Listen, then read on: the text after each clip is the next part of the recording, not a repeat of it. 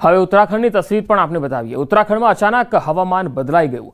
ચમોલી જિલ્લાના ઊંચાઈવાળા વિસ્તારોમાં આ ઋતુની પહેલી હિમવર્ષા શરૂ થઈ છે। બદ્રીનાથ ધામ, હેમકુંડ સાહિબ અને નીલકંઠ પર્વત જેવા ઊંચા શિખરો સફેદ ચાદરથી ઢંકાયેલા છે। અચાનક બરફવર્ષાને કારણે આ વિસ્તારોમાં હવામાન અત્યંત ઠંડુ થઈ ગયું છે।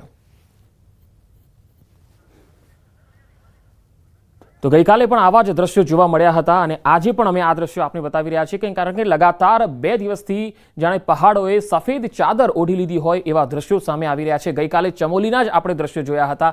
આજે પણ ચમોલીના ઊંચાઈવાળા વિસ્તારોથી નવી એક તસવીર આવી રહી છે જેમાં ઊંચા શિખરો સફેદ ચાદરથી ઢંકાયેલા હોય એવું દેખાઈ રહ્યું છે।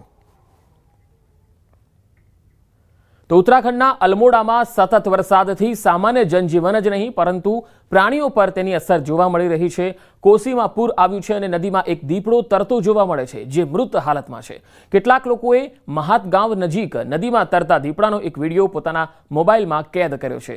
જોઈ શકાય છે કે પૂરનો પ્રકોપ છે અને જળતાંડવ છે, તારાજીના દ્રશ્યો છે ત્યારે માત્ર જનજીવન નહીં પરંતુ પશુ પક્ષીઓ અને પ્રાણીઓ પર તેની ગંભીર અસર જોવા મળી રહી છે। પૂરના પ્રવાહમાં દીપડાનો એક મૃતદેહ પણ મળી આવ્યો।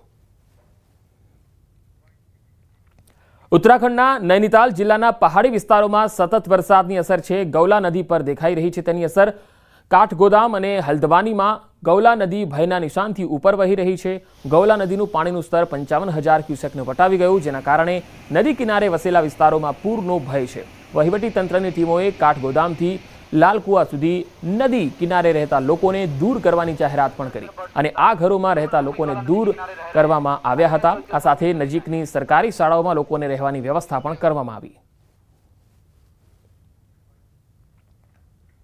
તો જમ્મુ કાશ્મીરમાં માડી નાલામાં પાણીના સ્તરમાં અચાનક વધારો થવાથી પૂર જેવી સ્થિતિ સર્જાઈ। આ ઘટનાથી વિસ્તારમાં અરાજકતાનું વાતાવરણ છે। લોકો ગભરાઈ ગયા। માહિતી મળતા જ પોલીસની ટીમ પણ સ્થળ પર આવી પહોંચી અને પરિસ્થિતિનો તાગ મેળવ્યો।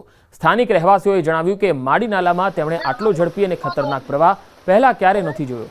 ગ્રામજનો માને છે કે પર્વતોમાં કોઈપણ પ્રકારની અસામાન્ય પ્રવૃત્તિ અથવા ભૂસ્ખલનને કારણે આ અચાનક પરિસ્થિતિ ઊભી થઈ છે।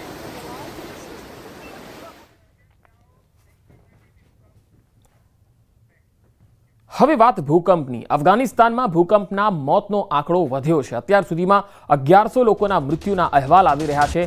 ભયાનક ભૂકંપ અફઘાનિસ્તાનમાં નોંધાયો છે। 3500 લોકો ઘાયલ થયા છે। પૂર્વી અફઘાનિસ્તાનમાં 6ની તીવ્રતાનો આ ભૂકંપ હતો જે ગઈકાલે નોંધાયો હતો।